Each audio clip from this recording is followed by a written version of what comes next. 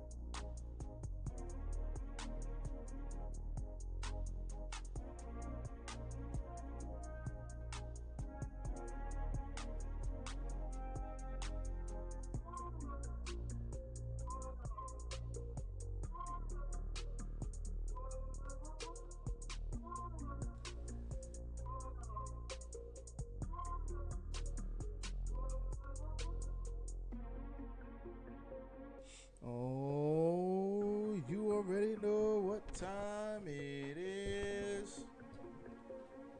What a wild night of news and wrestling. Jesus Christ, we got so much going on, so much to talk about. Then we also had MJF and Punk. Could never go wrong there.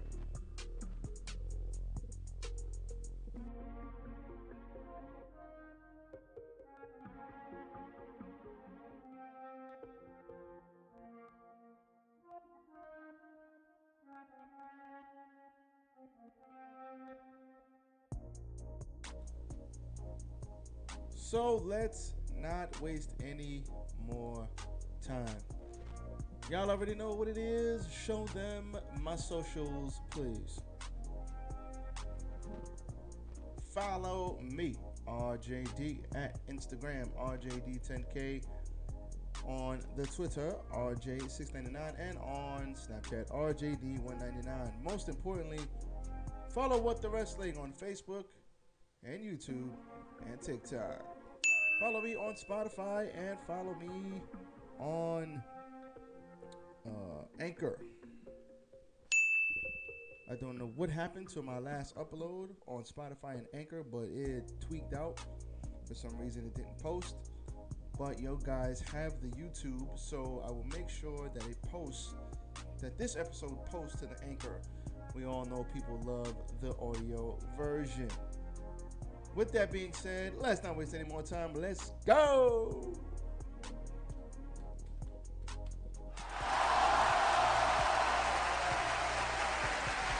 Yes, tis I, RJD here. Welcome to What the Wrestling.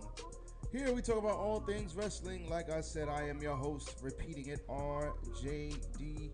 And man, what a crazy night last night of wrestling news, surprises, and shocking endings to AEW. I am going to get into everything that happened yesterday and we're going to talk about it. But until then, let me let you guys know that I did have a watch along on my Facebook, Ray Sean Davis, but I did not have a watch along on the What the Wrestling because for some reason it didn't let me go live. So, with that being said, I will make sure that is up. If you want to go watch the watch along, we had some good conversation. The watch alongs will be happening on Wednesdays, so please catch the watch alongs, stop by, say hi. Had quite a few people in there last night, chopping it up, talking wrestling. It's a beautiful thing. That's why we're all here. We love wrestling. And me, because I'm bold and sexy. But we're going to keep it moving. Also, check out the Etsy shop down below. Link is in the description. Support the podcast, hitting that like button. Like, comment, share, and subscribe to the channel. Thank you for everybody who has subscribed. I have about I think I got 7 or 8 followers on YouTube. I know you're probably like, what, that's it? Yes, goddammit. I'm starting it from scratch, and we are going to build this puppy up from the ground up.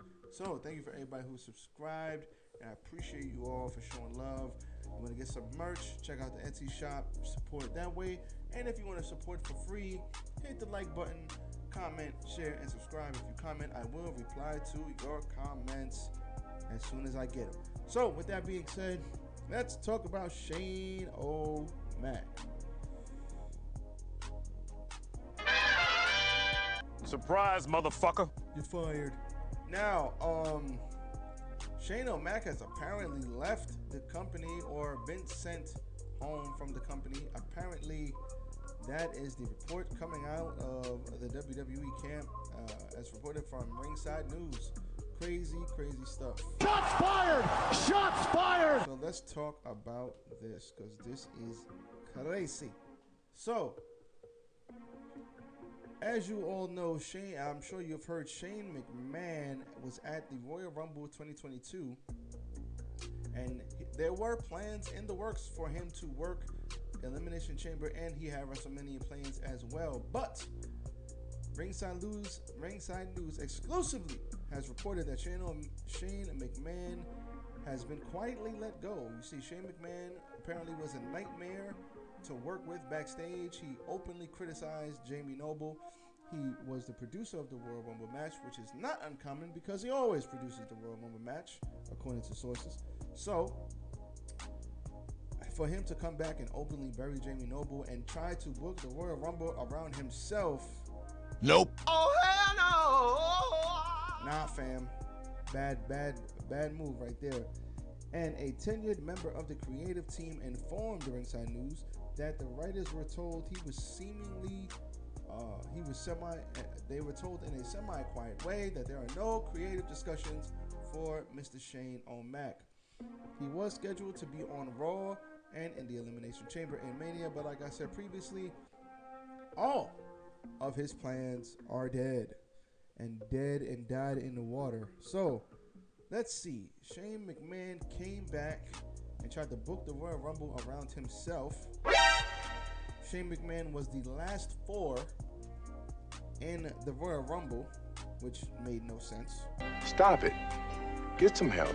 And then Shane McMahon, he did factor into plans, but there were issues apparently with the Bad Bunny entrance because they had repeatedly moved Bad Bunny from his number up and down and up and down, and apparently WWE did not want any smoke or any issues with, outside WWE stars. So for them to move him around like that, I guess they didn't like Shane doing that. Also, Shane wanted to feud with Seth Rollins, and I think he wanted either a Mania match with Seth Rollins or something like that, and he wanted to feud with Seth Rollins, so they kept moving they kept putting him in the Rumble, taking him out of the Rumble, but Seth had to take a beating with some chair shots, so putting him in the Rumble wouldn't have made no sense. So they let him go. So he was, not the best person to work with backstage, and because of all of those problems, they basically told him to go home.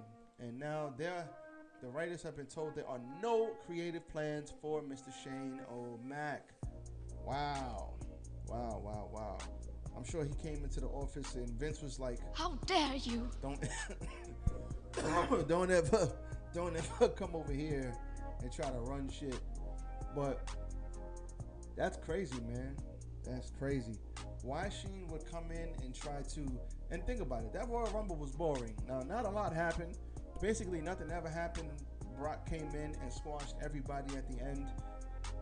So, gonna be Roman and Brock again, most likely. But the fact that Shane was in the Final Four trying to shoot angles, it was like, for what? You haven't been on TV in forever. So if you wanted to come back and make a splash, come in the Rumble, tell a story, but you don't got to make the Rumble all about you. We haven't seen you on TV in what, 2 years? We haven't seen you on TV since Braun Strowman was there. Like, I don't know what the level of thinking was. I don't know what Shane was trying to do, but that's rough. And for him to now basically be told to go home, that sucks. Vince had to let him know. Respect my authority! And I understand it. But still, it still doesn't make any sense. I don't like this. I don't like the fact that he just walked up in there and then tried to just debo everything and make everything look like everything was around him. That doesn't make any sense. What's next for Shane O'Mac? I don't know. We're gonna see what happens. We're gonna see what happens moving forward. Maybe he'll be back in a couple of months. Maybe he'll be back next year. Who knows? We will find out soon enough. But as of right now, it's a wrap. And I don't know what's gonna happen. It was at this moment that he knew. He fucked up. When he got sent home. So, listen. You stupid. Gotta be better. We gotta be better. Do I like what's going on? Do I like the Rumble? Did I like the Rumble this year? No. Definitely have been better Rumbles in the last 5 years. But they gotta do better. Shane gotta do better because this was crazy. It didn't make no sense. Hopefully he's Shane McMahon. He'll land on his feet. But that Royal Rumble was a catastrophe. It was boring. Not so much bad. It was just boring. Nothing happened. The Women's Rumble, they seemed like they actually tried to give us something notable. So, I don't know. Let's see what happens with Shane moving forward. Now, moving on to Mr. The Brian Kendrick. You stupid. Had to hit him with that first. So, apparently, Brian Kendrick was scheduled to face Mr. Gian Moxley last night. And he really, man, oh, shit. You stupid. I had to hit him with the button again. He really messed up. So, he was scheduled to come on last night and face Mox, but... Surprise, motherfucker. Twitter strikes again. So what you put in on a tweet and what you put in on the internet is there forever. It never goes away. Even if you delete a tweet, it'll pop up somewhere. Somebody probably had a screenshot of it or something. And this is what happened to the Brian Kendrick. So Brian Kendrick is facing backlash for voicing his support for anti-Semitic conspiracy theories. Now, he is a bit of a conspiracy theory guy, and that's okay. There's nothing wrong with, having your thoughts on conspiracy theories. I mean, you can think whatever you want to think. It's up to you. But when you start talking about, I think he was talking about the Holocaust and how it was part of a conspiracy. Nah, fam. Nah, fam. The only thing that shocks, first of all, stop the cap. Let's not talk about such things in that way, because that's a very serious matter, just like slavery was a very serious matter. And you start going down that rabbit hole, you're going to offend a lot of people. Not even so much being offensive. You don't want to be ignorant and you don't want to sound like a dumbass. I have met, when I was younger, especially on class trips, I met Holocaust survivors. Like, fuck you talking about, bro? Like, yeah, it's just not a good look for him on that. So, somebody apparently dug this up. So, like I said, Twitter, they never forgive, they never forget. Facebook, Instagram, same thing. When you put something out there, just expect for it. If you put something out there, you better delete that shit immediately. Because something that happened 10 years ago can come back and bite you in the ass. 10 years ago, it was cool to make jokes about certain things. Now, the culture is different. Everybody's all uptight. And so you can't make jokes about certain things. Now, that is not this situation. Because what he did, he fucked up. He fucked up. That's only one way to put it. It was at this moment that he knew. He fucked up. But, like Kevin Hart, he made a joke, you know what I'm saying? And Dave Chappelle, they stay trying to cancel him for his jokes. But you can't make light about certain things, especially something like that where 6 million people lost their lives. Come on, man, you wildin'. So, somebody dug this up. On the same night he was supposed to debut for AEW and have a match, probably a one-off, somebody dug this up. So somebody really must not like this guy, because they saved that. Why didn't they dig this up 2 weeks ago or 2 days ago? Why did they dig it up yesterday? So That's kind of weird, but whatever. So after the tweets came out, excuse me. After somebody found the tweets and put them out, Brian Kendrick then issued an apology via Twitter.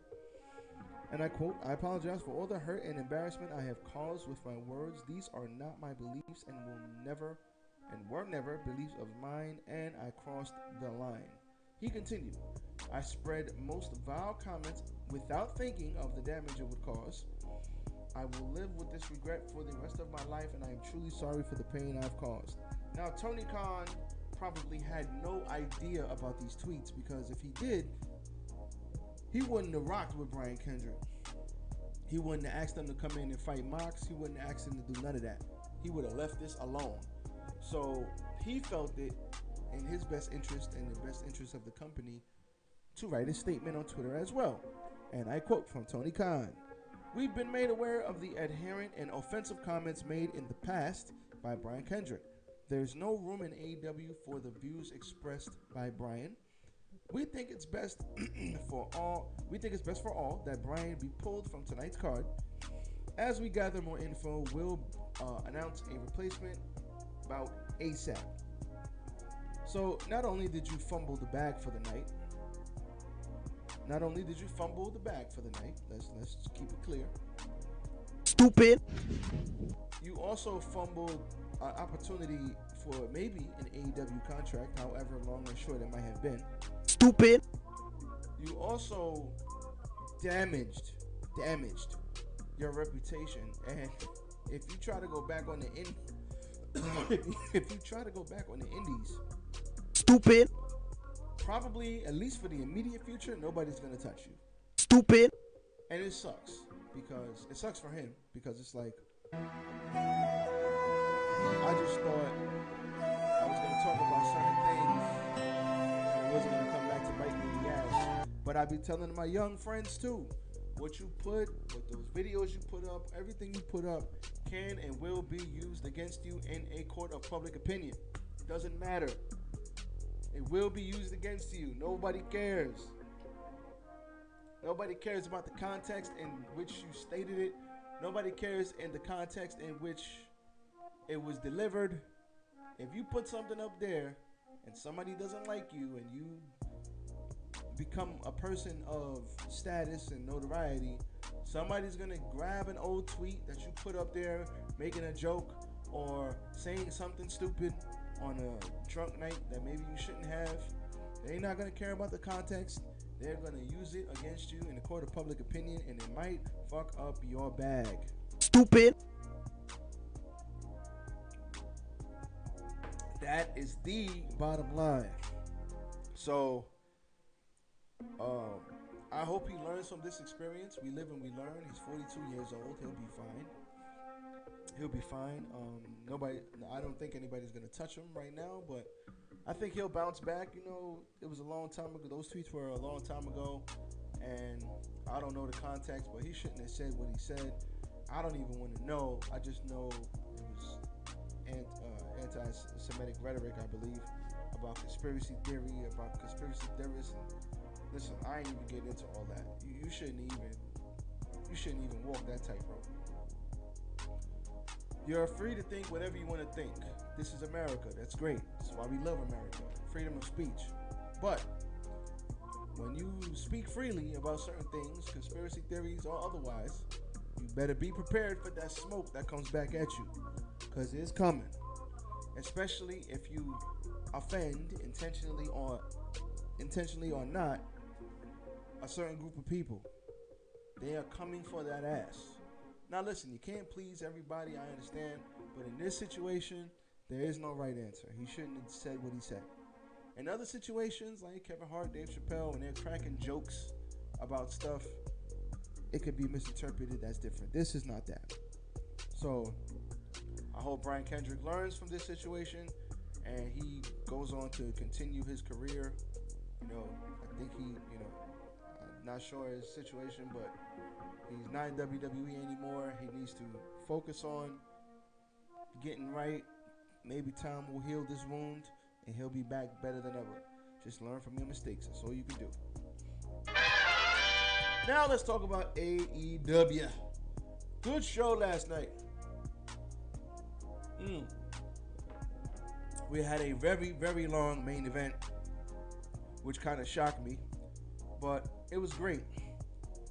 So let's talk about, matter of fact, I don't even give a shit. I'm going to eat the dessert first. Let's talk about the main event. The main event of the evening, CM Punk versus MJF. We're just going to talk about this first, and then we'll continue. This was one hell of a match. Now, we did have two commercial breaks. The first part of this match was fantastic. And then the second part of this match was fantastic. A lot of people are sitting here talking about, oh, the match was boring. They didn't do a lot. Nope. If you're saying that, You stupid. first and foremost, this match was fantastic. They were telling a story. Not every match has to be Dante Martin, Leo Rush, Rey Phoenix, and flipping all over the fucking place. Not every match has to be like that. Wrestling, I said this in a podcast like a year ago. Wrestling is Ricochet, but wrestling is also Nyla Rose, but wrestling is also Orange Cassidy, but wrestling is also the Young Bucks. Wrestling is also The Undertaker, and Shawn Michaels and Triple H and Stone Cold and The Rock and Roman Reigns and Brock Lesnar. Wrestling is all of these things and all of these people. So yes, people have preferences, but that doesn't mean that because you have a preference that this match wasn't good because it wasn't shoot to the wall action. They told a fantastic story. Punk had the bad knees and the bad shoulder. MJF had the bad arm. They told the story and it was great. So the first part of this match, the end came, and yes, I do mean the end, when they had a nice back and forth match. You know, Punk started off trying to get at him, and Punk was in firm control of this match for the first 10 minutes. The first portion of this match, Punk was firmly in control. He was kicking his ass. He had a funny spot where he power slammed him, and then scoop slammed him again, and then scoop slammed him again. He had a funny spot where he was hitting, and MJF was overselling against the ropes, then coming back, then overselling against the ropes, then coming back, then overselling against the ropes, then coming back. It was fun stuff. Then, Punk hurt himself, dove into the ring post, and fucked up his shoulder, kayfabe, and that's when MJF began to respond and take control. So the end came where MJF used the tape from his wrist, because he taped up his wrist, which wrestlers often do. He took off some of the tape and wrapped it around Punk's throat, and then choked him and put him in a sleeper hold. And then Punk started to fade. He's trying to tell the ref. Then the ref was like, "Hey, he's choking you. Get out." Punk ends up falling to the ground. MJF is choking him out. The ref lifts his arm up 1, lifts his arm up 2, lifts his arm up 3, and MJF wins the match. Surprise, motherfucker. The crowd goes silent. You could hear a pin drop in that place. MJF's music hits. Chicago is dumbfounded. They don't know what's going on. They're like, You stupid. Nope. Oh, hell no. MJF is celebrating. He's celebrating the referee, and then he drops the piece of tape that he had. The referee and MJF look down at the same time, and then look up at each other, and then look down, and then look up at each other. The crowd starts to go crazy because they know what's about to happen. The referee starts the match, and everybody goes crazy. The referee started the match, and this place became unglued. We did have a hot Chicago crowd, but at that time, it was like, Oh, yeah. they were going ape shit after that. So the match then continued, and then it was the second half of this match. This match was fantastic after that. They continued to work over body parts. Punk tried to hit the GTS, but he couldn't do it because of his knee and his arm. He buckled. MJF, then moments later, threw him into the turnbuckle. We saw Punk hit a reverse poison Rana. Holy shit. I was like, what? Poison Rana? Stop it. Get some help. When's the last time he did that shit? That was fire. I ain't gonna lie. That Poison Rana, I legit jumped off my seat and was like, oh, let's go. Poison Rana. Then, as they kept fighting into the match, Punk hit a Pepsi plunge from the top rope, but because of his knee injury during the match, he was not able to capitalize. For those of you who don't know what a Pepsi plunge is, think a pedigree from the top rope. I think JR said he hasn't used that move in 17 years or something crazy like that. I have never seen him do that. He must have did that back in his early days. That right there got me to jump out of my seat. Because I was like, what the hell is he doing? He's going to hit a pedigree from the top rope? How's he going to do that? Oh, shit, he did it. I was like, stop the show. That was crazy. That was crazy. I was just like, Get the fuck out of here! there ain't no way, boy. Ain't no way, boy. But that was close. He got a 2 count because he couldn't really cover. MJF rolled to the floor to avoid punishment. Then Wardlow comes out. And Wardlow comes down. The crowd goes crazy. Booing Wardlow. He looks at Punk. Punk looks at him. He steps over MJF. And then he stares Punk in the face, doesn't touch him. He backs up. And then after that, Punk throws him in the ring. After he threw him in the ring, there was a distraction by Wardlow on apron. And then out of his tights, Mr. MJF pulls out the Dynamite Diamond ring and he decks CM Punk right across his jaw, knocking him out cold, puts it back in his tights. And then we got the 1, 2, 3, and that was all she wrote. Surprise, motherfucker. Stop it. Get some help. Everybody's mad. Everybody's upset. They're booing the shit out of MJF. How dare you? We got people all upset. And this was hilarious because they showed, after the match, they showed when Wardlow stepped over MJF, he gave him the Dynamite Diamond ring. He threw it behind his back and slipped it to him. But we didn't see it because of the camera angle, which made it even better. That was fire. That was phenomenal. So, great camera work here. This was awesome. Great match. Went off the air after that. Everybody was all upset and shit. It was wonderful. I loved it. Everybody was mad. In CM Punk's hometown, MJF gets the win. Now, he needed that win. He needed that win. Damn, son, where'd you find this? He needed that win. I don't care what anybody says. He needed to win that match, and he got the job done. So, nothing wrong there. But we did have the Chicago faithful. But how? How can CM Punk lose? It's not fair. He cheated. He cheated. Restart the match again. I don't like it. No, too bad, goddammit. How, Sway? Take a few steps back to go. You ain't got the answers, man. You ain't got the answers. Chicago fans were pissed. All in all, this was good storytelling by both guys. This match was A1. To me, a 5-star match. Best TV match of AEW 2022. One of the best AEW TV matches they've ever put on. Hands down. One of the best TV matches. I'm not including their pay-per-view matches. One of the best TV matches they've ever put on. This was awesome shit.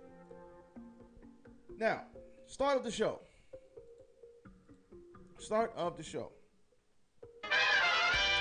John Moxley needs an opponent, and his opponent was Wheeler Yuta. And Wheeler Yuta came out. They had themselves, and he came out with Orange Cassidy and Danhausen. Shout out to Danhausen for getting that bag. Where's my thing at? Shout out to Danhausen for getting that bag. Good stuff. Now, the end came where Wheeler Yuta came on strong. Moxley weathered the storm, hit him with the paradigm shift, and that was all she wrote. There was a curse from Danhausen. You know, I think he does. So he cursed Jon Moxley, but what we really wanted to see was after the match. Perfect. Bryan Danielson gets in the ring, and he says, listen, a lot of you people, you want us to fight, right? Would you like to see us fight each other? Crowd goes crazy, you know. They're like, hell yeah, we want y'all to fight each other. Let's go. He's like, nope. I don't want to fight you, John. I want to fight with you. Right now, we've got a dinosaur as a tag team champion. We've got, he bigged down, actually, Luchasaurus. He talked about how if they worked together, they could run this place. He said, imagine if we had Daniel Garcia and Wheeler Yuta with us, training with us. That would be great. You should think about it, John. You don't have to answer right now. It's a lot of pressure. But just think about it. You don't have to answer me right now. What if we trained the future of professional wrestling together? And then he dropped the mic. This was a grade A promo by Bryan Danielson, the constant vet. Jon Moxley sitting there looking at him like, should I rock with you or nah? Nope. I don't know. But I do know that Bryan Danielson has talked openly about wanting a faction. He likes Daniel Garcia. He favors him. Maybe he sees a little bit of himself in Daniel Garcia. And he wants to work with a lot of the guys, all the young guys. And I think those two as a tag team would be dope. But at Revolution, I do foresee Bryan Danielson versus Jon Moxley. Even if they get together for 2 seconds, I think that's the match that we're going to see in Revolution. So, this was great. Good stuff by both guys. Can't be mad at that. Next, we had a Brandy Rhodes segment with Dan Lambert, and she turned Dan Lambert into a babyface. Brittany, you hear me? Brandy Rhodes got shut the fuck up chants. Oh my God, Chicago, you treat me so nice. You guys are awesome. No, they hate you. For some reason, Brandy, they really hate, and Cody, they hate a little less, but they really hated Brandy. She got shut the fuck up chants. It was like, get the fuck out of here! It was like go away heat. They really did not like her. And it kind of took her back, the shut the fuck up chants. She kind of wasn't ready for it. And Dan Lambert came out, and they talked about each other, and he talked about the only good thing they, what did he say? Your old job was better, face down or something. So, you know, they made the sexual innuendo jokes. And she smacked him. He said, I'm glad you're in the fighting mood. And then Paige Van Zant came down, and Paige Van Zant jumped in her face. Immediately, the whole women's locker room came out and broke up the fight with a bunch of referees. You know, AEW doesn't want to manhandle women, so they let the women take care of the women. I get it. Not a big gripe there. But here's the thing. Surprise, motherfucker. This felt forced. It didn't need to be here. This felt like, this whole show felt like, I don't know what we're going to do here, but Brandy Rhodes needs a segment. So I need my segment. So I'm going to go out there and talk to Dan Lambert. They could have gave this 10-minute, 15-minute segment to a woman that was on the roster that they actually need to build up. Ty Conti, Velvet Rose, Thunder Rosa. They could have gave this shit to anybody. But instead, it went to Brandy. Where's Jay Lethal? I know he has a fight on Rampage tomorrow. I know. But where's Jay Lethal? They could have gave this spot to anybody. They could have gave this spot to have some of the young boys shine. But instead, we didn't get that. We got Brandy Rhodes cutting a promo with Dan Lambert, and Dan Lambert turned into a damn babyface for the night because nobody wants to see Brandy Rhodes and Paige Van Zant fight. Like, why? Why do we need that? because Paige Van Zandt ain't gonna beat Brandy Rhodes. So why do we gotta see Brandy Rhodes in the ring versus Paige Van Zandt? They could have put Paige Van Zandt versus another woman on the roster. Something, I don't know. They could have did anything, but this just felt not needed, is what I'm trying to say. No disrespect to this Brandy or the segment, but this felt forced. It felt forced to me. So we also had Matt Hardy getting angry at Private Party. They failed to get the tag team titles, and he said Isaiah Cassidy is going to go out there and beat Sammy Guevara for the TNT title. He told him, don't fail me now. Don't fail me or else. And then we had Andrade, El Idolo, Tranquilo. He said, and Matt Hardy said, yo, where's Darby? Why hasn't he signed the contract? He said, maybe he needs more money. He said, Mas dinero? Yes, sí, Mas dinero. Pac. Andrade is awesome. So, Andrade is trying to still recruit Darby Allin. So, we got to watch out for that. Before we get into the tag team match, we also had the Ass Boys encounter Mr. Jungle Boy in the backstage. And they beat him up, they cornered him, they kicked. Now, one of the Ass Boys tried to kick him out the door. But what happened was, he kicked him. Now, you know doors, sometimes they have these steel, it's the door, and then it's like these steel beams that hold the door in place. He tried to kick him out the door, but he kicked him into the steel beam, and he literally just hit it extremely hard. I'm glad he didn't hurt himself, because that looked like it sucked for real. Oh, hell no! So, after that, they beat him up in the snow. It was snowing crazy in Chicago. Stopped the show. Hope everybody in Chicago is okay. I heard they got like a foot of snow. Hopefully everybody was all right. The building was not packed to capacity because it was not safe to travel last night because there's a storm going across the damn Midwest right now. So that storm supposedly is coming to New York. So hopefully we're okay tomorrow. Everybody be safe.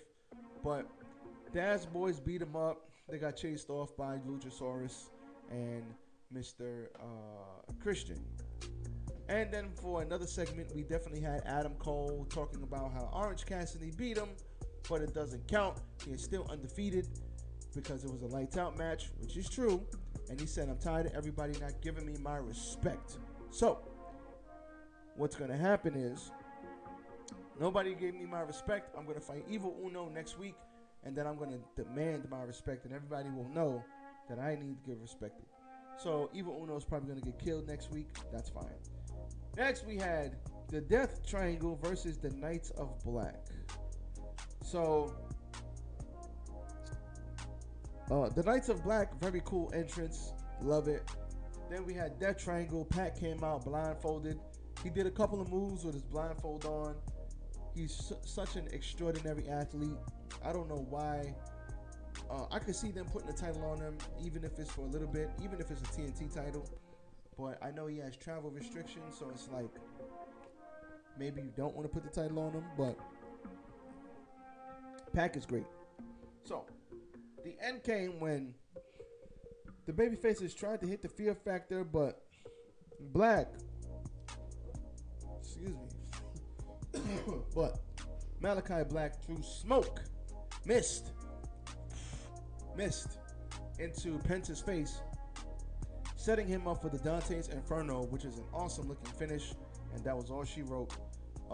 The Knights of Black got the tag team victory. This was a very good match. Awesome stuff by Pac, revealing that his eyes are okay. He's fully healed. That was great. That was a great reveal. Surprise, motherfucker. I want to see more of these guys. I want to see more of Pac. And that's the problem with AEW, because they have so much goddamn talent. You just can't get everybody onto a 2-hour show.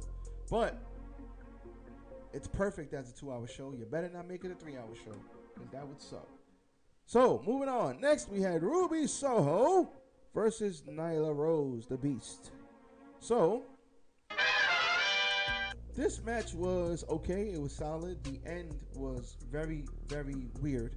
So, they've already had a match, and Ruby Soho won. So, this match, we had Nyla Rose basically controlling most of the match. And then towards the end, I don't know what they were going for. So Nyla Rose was going for a beast bomb off the top rope, but she found that she got put on the mat. And then, Soho was going for a move because she hit her with I forget her finisher. It's like a kick to the face. She hit her with a finisher. She got out of it. Then Nyla Rose is going to go for a beast bomb, but she tried to do her finisher again from the top rope, and Ruby Soho totally missed. Like, she hit nothing but air. Now, I don't know if that was by design or if she just messed up the spot. Either way, it looked bad, but, you know, they kept going, professionals. Nyla Rose did a senton from the top and then hit her with the beast bomb for the win. Like I said, this was surprisingly one-sided, but they are setting up for a third match, which is fine by me because I think the third match is actually going to be really good. Those two got good chemistry, so I'm all for it. Hangman Adam Page came out and he got upset because the Cowboy has been looking for a fight. He's only defended the title twice in 81 days, and he's like, I'm begging for a fight. I'm the champ. Now, Lance Archer, first of all, we had Dan Lambert and Mr. Jake the Snake come out. Jake said, you know what that is, boy? It smells like fear. It smells like fear. You're scared. You ain't ready for the Murder Hawk. And then Lance Archer just came on and said, I'll shut you up. Lance Archer is a very intimidating guy. He's about 6'8". He's a big motherfucker. He's about 280, probably 270 for a solid muscle. Big guy. And he came out, started beating the shit out of the Cowboy. He turned the steel steps upside, like not upside down, but on its side. Gave him a choke slam onto the steel steps. That looked brutal. Then he hit him with the blackout. Hit him with the blackout onto a table at ringside. So Page was looking for a fight. And then, surprise, motherfucker, the fight came to you. And he got his ass beat. This is setting up their fight next week. And Lance Archer basically said, Respect my authority! Texas Death Match, I'm going to be in your ass next week. I'm going to whoop your ass. So look forward to that. That's going to be great. Hopefully nobody dies. Okay. So that was your show. That was your AEW Rampage. It was fantastic last night. I am fully expecting things to start heating up as Revolution draws closer. We got stuff with Adam Cole. We have a bunch of stuff going on with the Hangman. Maybe he'll fight the Hangman. A lot of newsworthy stuff yesterday. It was crazy. Shane got let go. It's a lot going on right now in wrestling. And we will see what happens moving forward. So with that being said, I'm out of here. Everybody stay dry. Tomorrow's supposed to be nasty in the Northeast. Stay dry, stay safe. Everybody check out my socials once again. Hit that like button. If you don't know, now you know. I am out of here. Be safe. Peace.